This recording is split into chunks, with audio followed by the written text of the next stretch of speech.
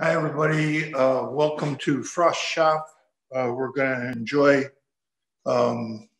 watching Joel make a sliding dovetail drawer. Ought to be really interesting. And I'm not really sure who's going to be next to do one of these tape sessions, but you have to have good internet in order to do so. So if anybody really wants to do one, get in touch with me. Otherwise, we're going to continue the alphabetical. And you have the right to refuse one time, and then you're it. I've got a big stick. So in any case, Joel, I believe, is ready to go. Okay. Am I on? You are. Okay, hi everyone. So I'm going to talk about doing sliding dovetails, AKA French dovetail drawers. This is how I probably do 95%. We okay? Yeah, 95% of the drawers that I do. It's a totally machined drawer. And it's a really good alternative to doing a dovetail drawer, particularly because it has a nice clean look and it's very strong. And for me, it has an integral draw face, which is something that I really like. I don't really care too much for an applied draw face. I think that's good for architectural work, but it's my own little bias. I like to do drawers that way. So what I wanted to do today is kind of go through the steps of making it and starting out. You know, it's all. You can also do a dedicated setup for this, and once you have it all set up, you can just sort of go back and keep making drawers without doing a new setup every time. So I'm just going to sort of jump right in here and show you the drawer and then start machining some of the parts and finish up with putting a drawer together. But basically, here's a drawer that's loosely fitted. You can see that you can see the dovetail from the bottom.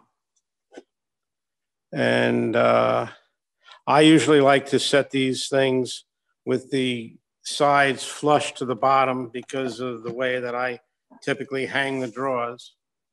And I usually like to leave about a ½ inch margin on the top. But this drawer can slide, this side can slide up and down depending on what your cabinet construction is. You don't have to do it this way. You could, I mean, if you imagine this being the bottom of the drawer and I flipped it over, I mean, the sides could come to the top and you could have it overhang on the bottom if you have like a cabinet stretcher that you have to cover. But, you know, it affords a lot of options. There are a lot of possibilities with this drawer. I will say that the machining is a fairly precise endeavor. There's not a lot of room for a lack of precision. So that's something that you have to keep in mind as you're making it. But I think the payoff is in the time that it takes you to make one of these drawers. I would say on average, once you have everything set up, you'll probably put a drawer together, soup to nuts, from milling the parts to fitting the joints, machining the joints, fitting the joints, about an hour and a half, maybe. So, I mean, if you compare that to doing a dovetail drawer, I mean, it's a significant savings of time. And let me just sort of jump in. And, you know, I think the thing I would like is that you ask any questions as we go along, because this is sort of new to me. And I want to be as clear as I can about what the steps are. So I'm going to start by taking this drawer apart because it's only loosely fit. And I'm gonna make the sides, if I can get it apart.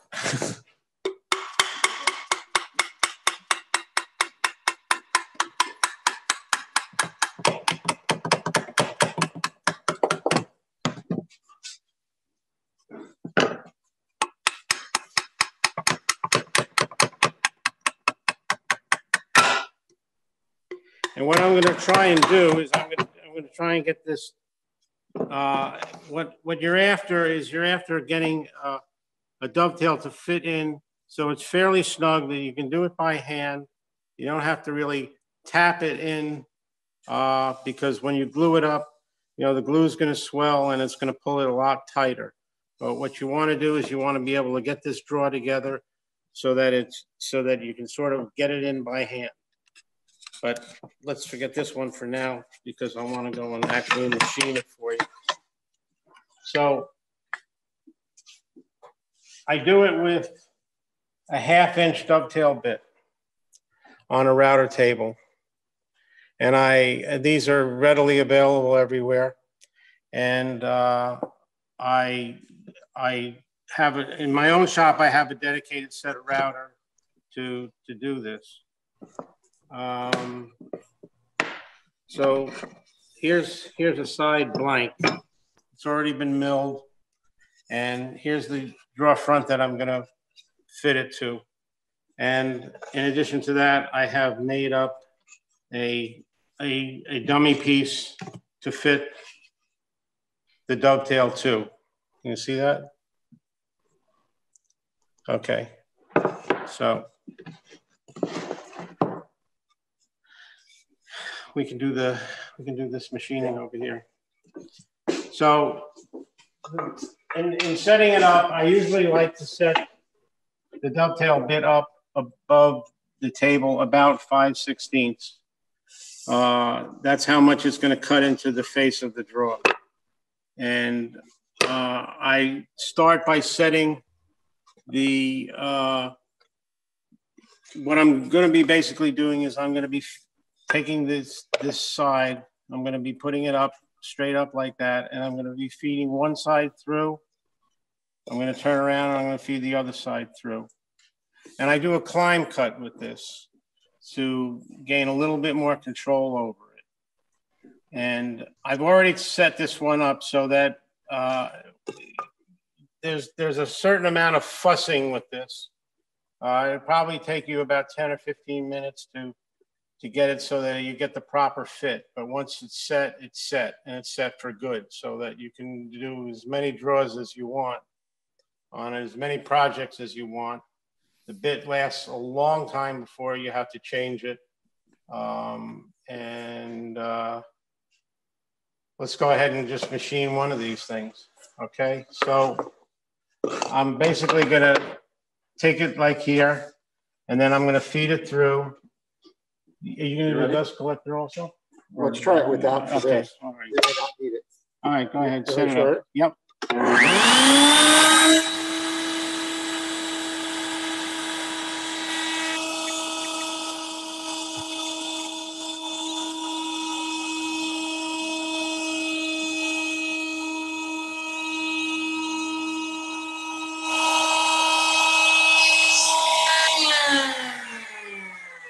That's the first side.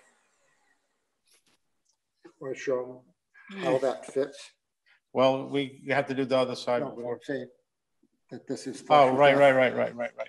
What you're trying to achieve here is you're trying to get it so that this lead edge of the dovetail, because it is a 1/2 inch, also you have to machine, you have to mill this to a precise 1/2 inch so that you can turn it around and you can get this situation where the lead edge of the dovetail here is in alignment with the side of the drawer. Okay, that's the critical thing, because when you put the drawer together, you're going to want to be able to have a consistent measurement that gives you the absolute outside dimension of the drawer. I don't know, that didn't come out too clearly, but let me show you on the other side how this works. Okay.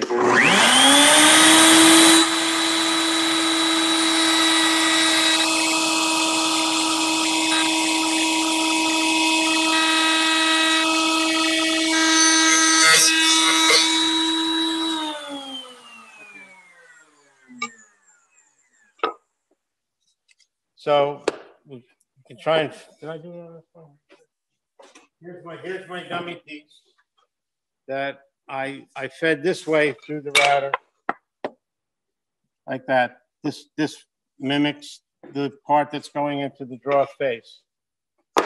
And now I want to check this fit, and it fits very well. You want it to be able to, you know, have a little bit of resistance doing it by hand. You know, you don't want to have to tap it hard with a hammer. You just want to be able to feed it into the dovetail like that. Okay. And that's the beginning of one side. And the next step is to take the drawer face, which is here, and I want to machine the drawer face. I'm gonna have it flush to the bottom. I'm gonna have about a 1/2 inch reveal on the top, and I'm gonna mark that on my drawer, on the face of the drawer.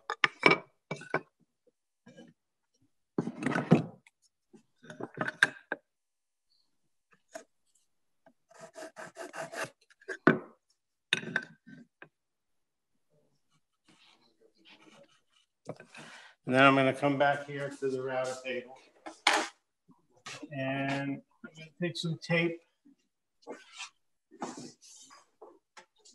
so that I can mark it out.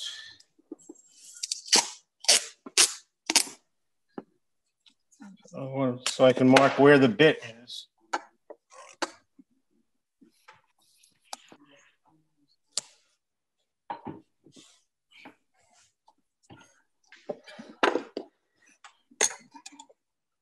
So it should be right about here.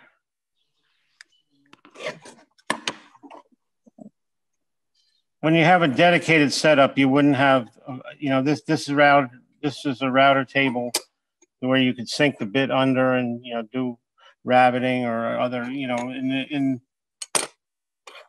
in this circumstance, you just want it to be flush across and no cutouts. That's why it's kind of hard to mark this thing out, but it'll work.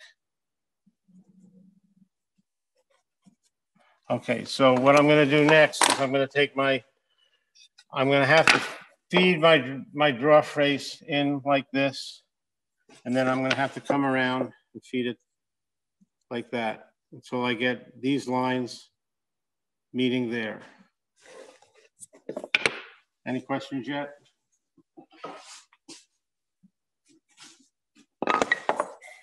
Okay. Yep.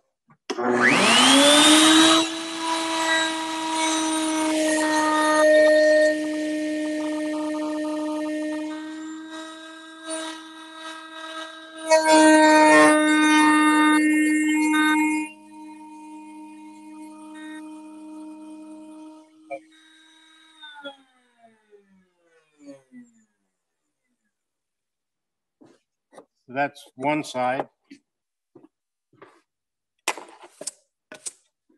And then I'll come over around.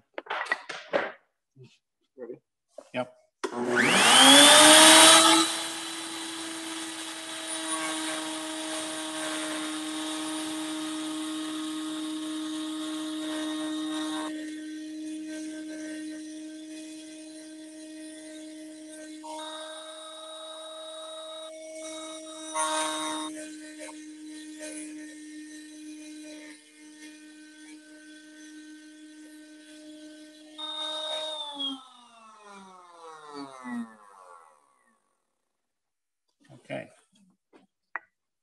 So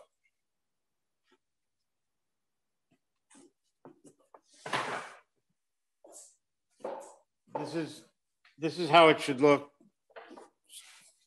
to do the blind attachment. And just to show you, you know, if we push this in,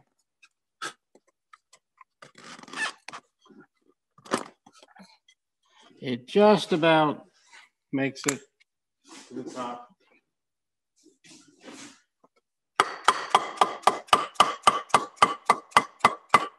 Okay, so it can't make it the last bit because of the contour of the dovetail. And to get it to go that last little bit, I have to do the only handwork that I'm going to do on this, and that is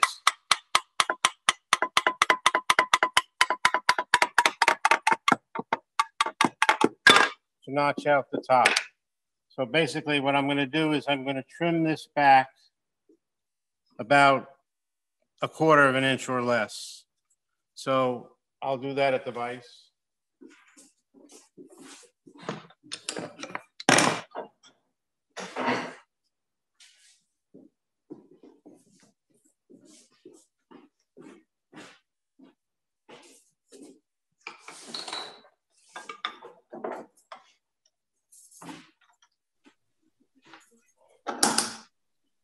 One second.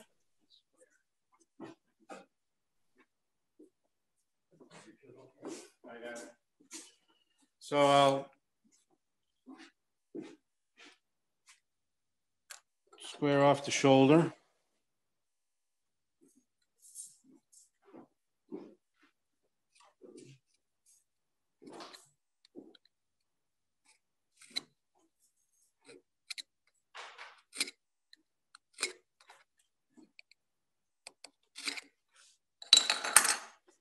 And come around the other side and I'll.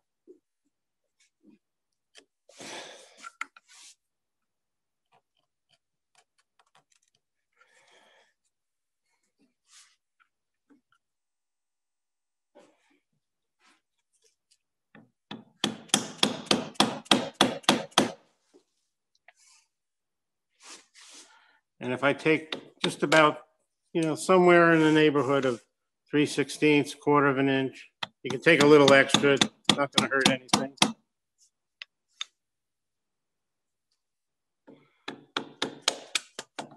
Okay, and that should now fit into my, I can go back to the drawer.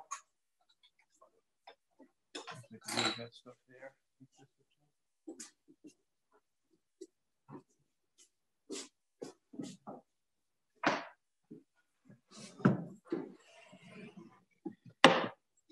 And now it fits.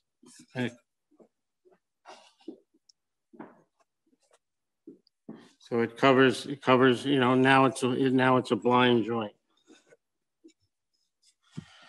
So the next thing, so basically what I'm after now is to do the grooves for the bottom and the back. So I'll take this, and this will be like, I'll mark where my groove is going to be on the bottom. And then I'm going to do another groove back here for the back. I've already set up a saw over here that is going to give me exactly a 1/2 inch or a 1/4 of an inch dado to fit my back in, which is a 1/2 inch rabbeted back. And then I'll feed it through this way, and then I'll turn it around and I'll feed it this way. That'll give me for the back. So one is for the bottom, right here, and one is for the back, right there. So let's see.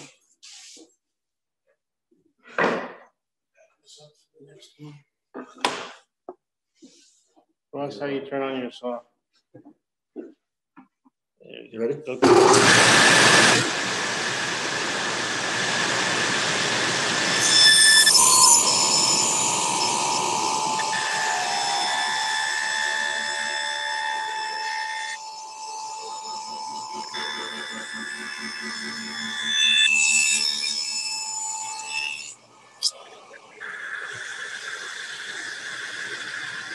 So there's your bottom groove.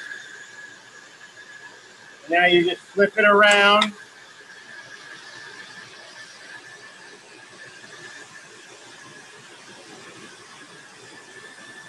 And you do the back.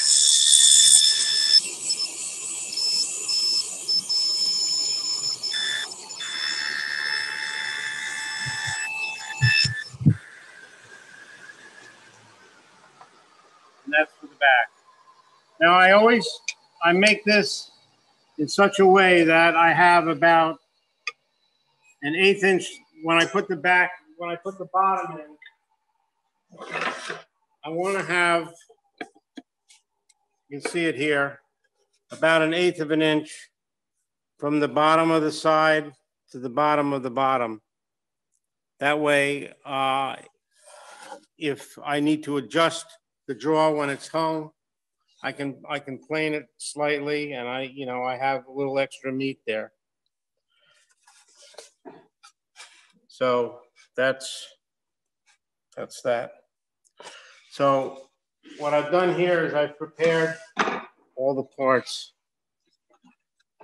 These are the two sides that I did, before the demonstration. And here's the back. Now this is basically a tongue and groove kind of back that is going to fit in here like this. And you have a lot of options. I'm not going to actually make this. You have a lot of options as to how to make this. I do them on a table saw. It's fairly straightforward. I'm just assuming that everyone has their preferred method of doing it. I just do it on a table saw. Then the other thing is that when we fit the drawer together, like this one here, you're going to have to route a groove in the back or the inside of the drawer face. And you're going to use this piece to mark out exactly where that groove is going to be.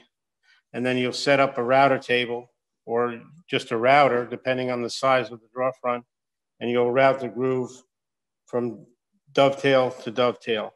And that'll house the front of your back as it goes in. So, here's the back as it's going in and slips into that groove. And so that's, so far, as I said, everything has been machined. The only thing I've had to do by hand is cut for the blind situation on the drawer front.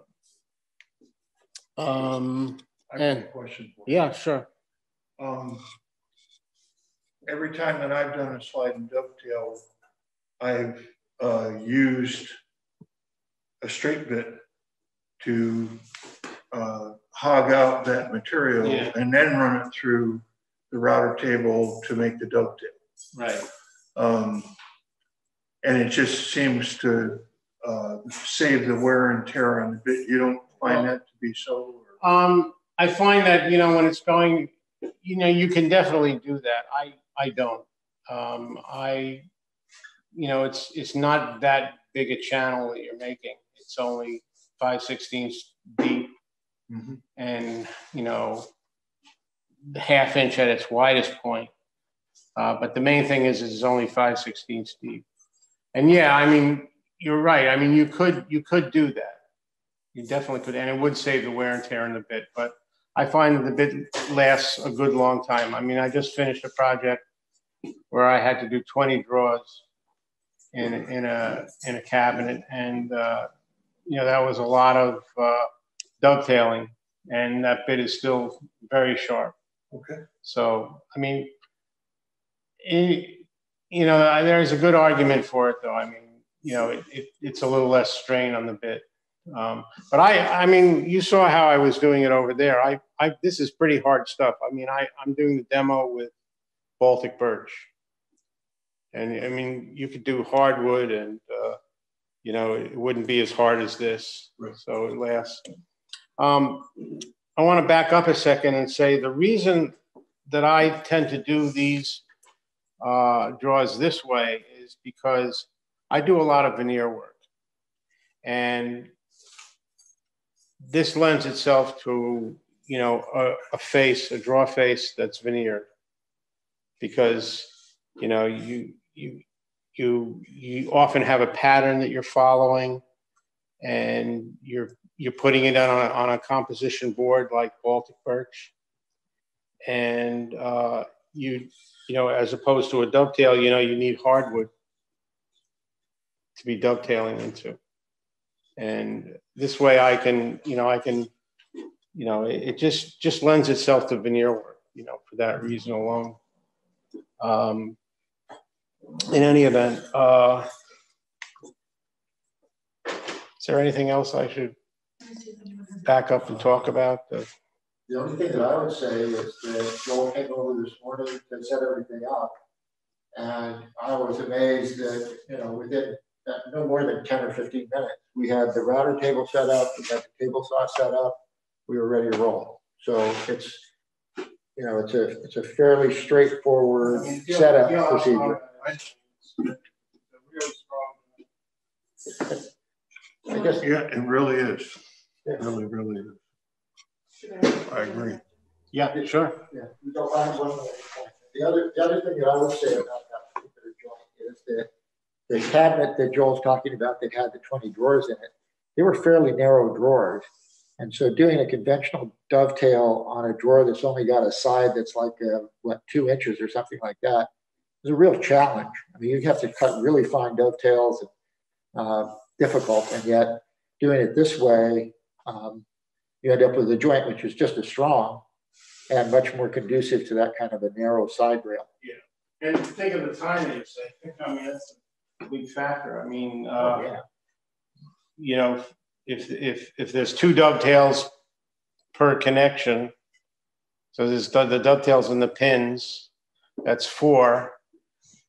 That's 16 cuts that you have to, you know, make times 20 draws. Yeah, it's a lot. I mean, do the math. That's what, 320 dovetail operations that you have to do, and that's going to take a long time to get it really precise. And when you do something like this, I mean, you're getting everything just nice and tight to the draw. And these are very easy to clamp up, which is what I'm going to show you now. Yeah. Does anybody have any questions right now before he moves on to the clamp? Yeah, Joe. Have I lost everybody? Joe? I lost myself. I have a question. Yep. A couple, actually. So these are going to sound like dumb questions, but I don't have a big fancy No such thing as a dumb question. No question? So you went in 2 directions Hold when on a second, Tyler. Hold on.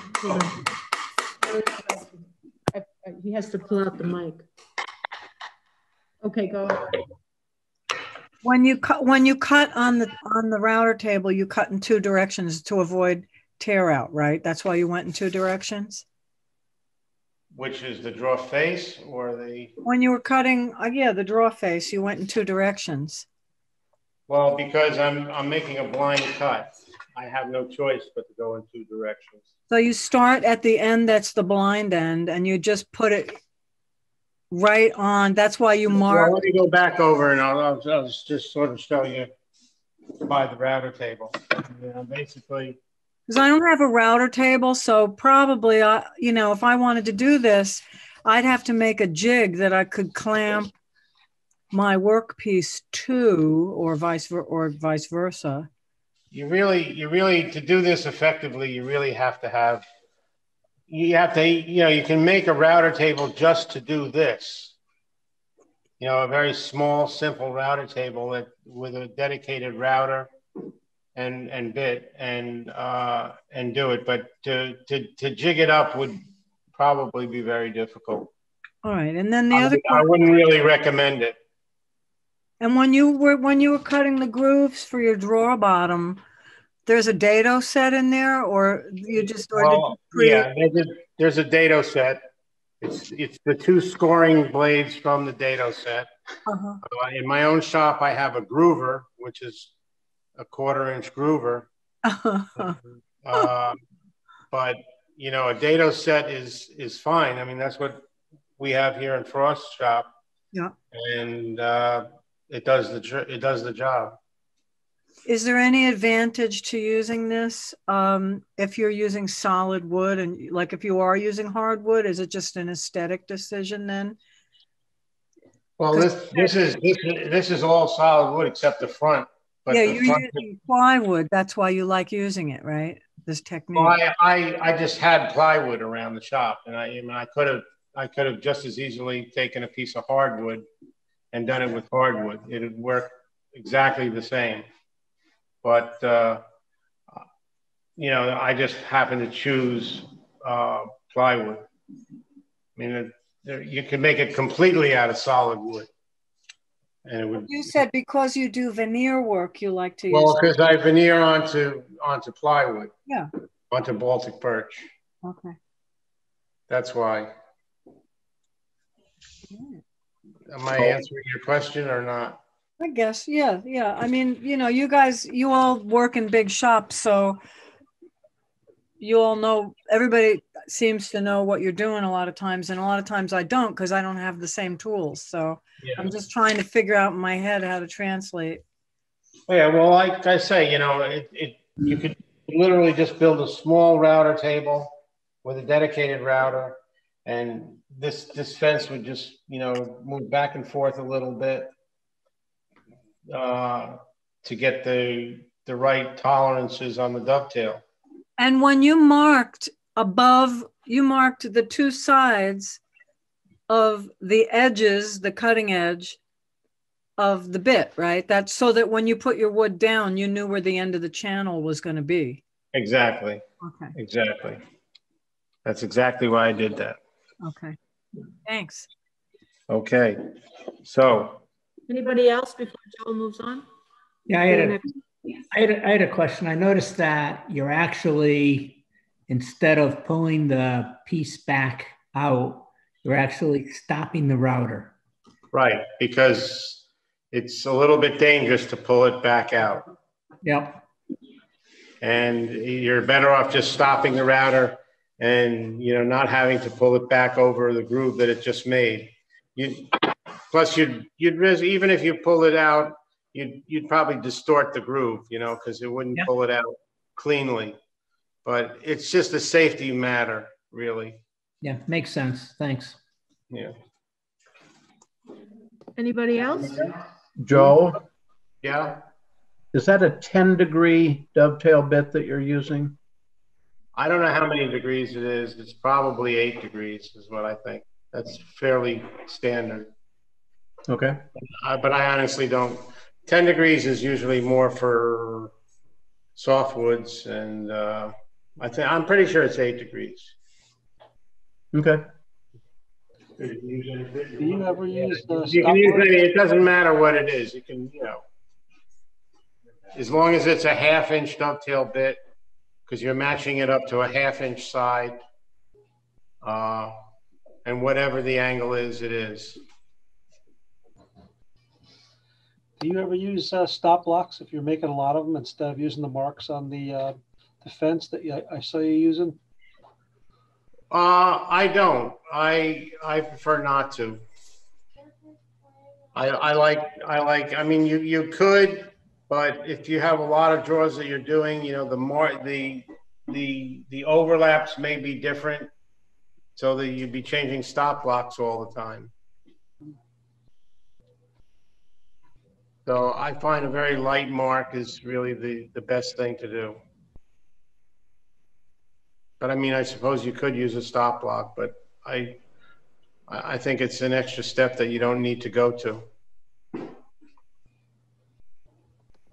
Anybody else? All right, let's keep going. Okay, so the other nice thing about these is that they glue up very nicely. It'll take one clamp to do this, and that's it. So I won't actually put glue on it, but I will show you how this is done. I slip in. This is nice and snug. It's going to hold it pretty close to square. And here's the other one. Okay.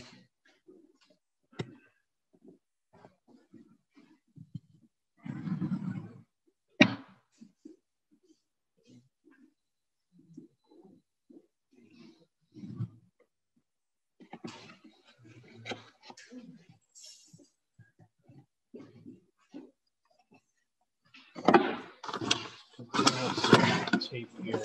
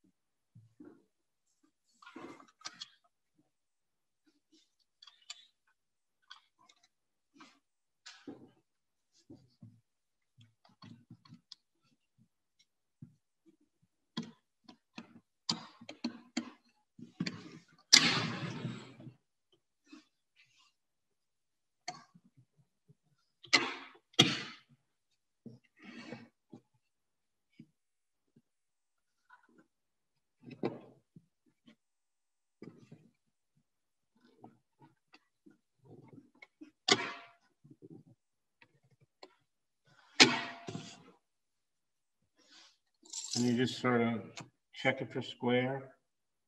And it's 5/8.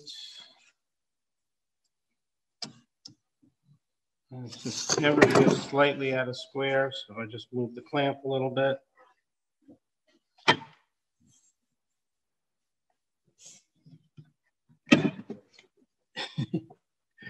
Somebody want to give me a hand here, just to hold this piece in place. All right, I got it. Yeah, Or do you clamp? Yeah, just clamp. Straight off? Yep. Okay, good. So you just take your measurement here, and it's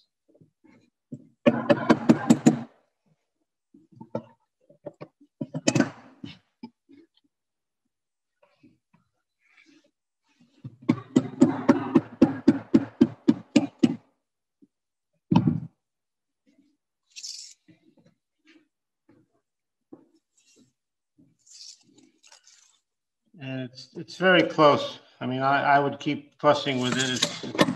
It's within a 1/16 now, and I would just.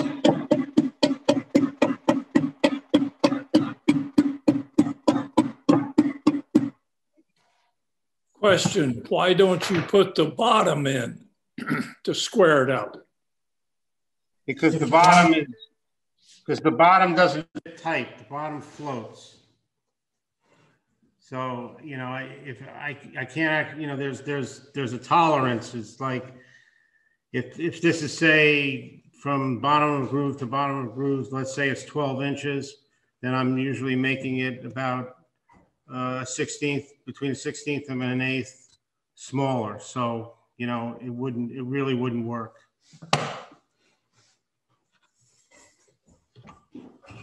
It's not my favorite clamp for this.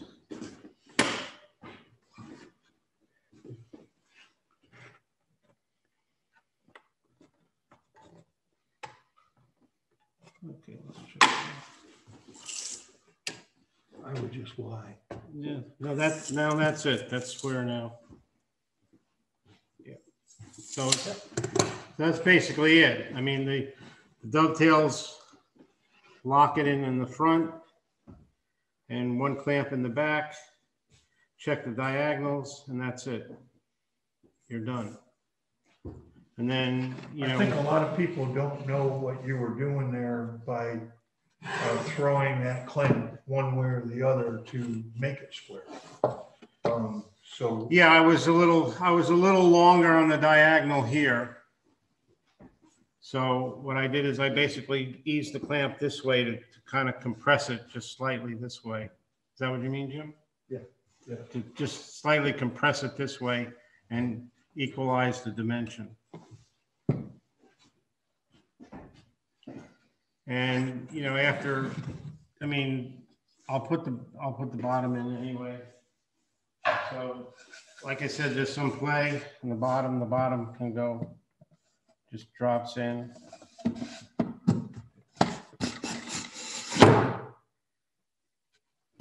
And you can see here, I mean, to your question, you can see there's a little play in the bottom. That's why you can't really clamp the bottom. The bottom doesn't help you square it up really. You leave that in there for, you know, 20 minutes or so. You spread your glue here and here on your dovetails, and you give it 20 minutes, and it's all set.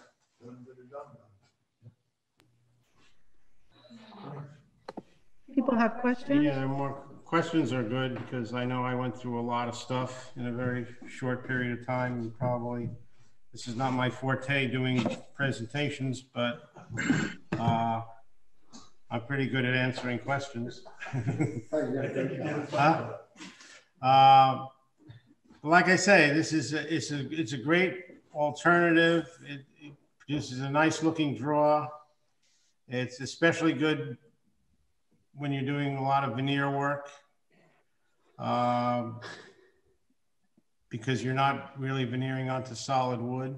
You wouldn't want to be doing that. And it's a very versatile joint in that you can shift it up and down a lot.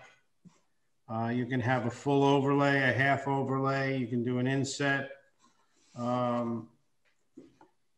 We don't have, you know, it's not part of this presentation, but the hanging system is really very straightforward to make glides for the draw to float on. I do have this sketch. I don't know if anybody wants to see the actual construction of the draw. I mean, I'd be happy to email this to anybody. I will include it in the minutes. Yeah, yeah. But this basically shows a plan section of all the critical dimensions. The wrong way around. All the critical dimensions of how the draw goes together. And I think if you know you take the time to try it, you'll like it. I mean, most really high-end contract furniture is done this way. I think the cool thing is that you didn't have to move the fence on the router table. I mean, that really is really great. You set up one time. Yeah, you set up one time and it's set up for good. Yeah. So I could come back here tomorrow and make another set of draws, and all my setups are done. How do you secure the bottom to the drawer? I know it floats. And also the other thing about this is pre-finishing is very easy. Once you do all the joints, and you know, then you can do, you know, and you've done your sanding, you can pre-finish and then assemble this draw. As long as, of course, you don't spill your finish into the dovetails or something like that. But it's very easy. You know, for a lot of us, we do hand finishes. I mean, I do. And this really lends itself to doing a hand finish and pre-finishing all your, you know, all your parts. I got a question over here. Yeah. Steve, you got a question? You got to pull the mic out, I think. Did you have a question, Steve Kelly? Yes. When you, I know the bottom floats, but you do secure it at the back, perhaps? Do you tack it in, or how do you actually? Two screws through the back and into the back of the draw. Like, just turn it over. And typically, I have one screw here and one screw here. And that's it. Thank you. Any other questions?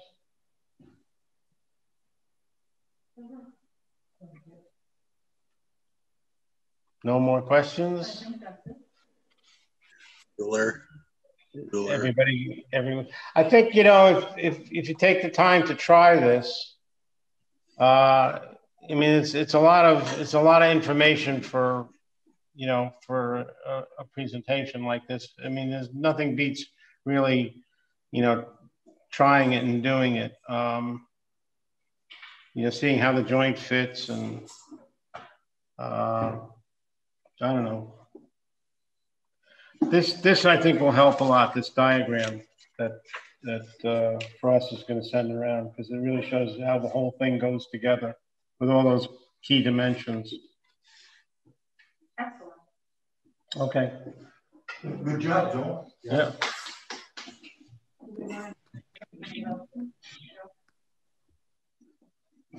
Thank you. You're welcome. Wonderful. Thank you very much.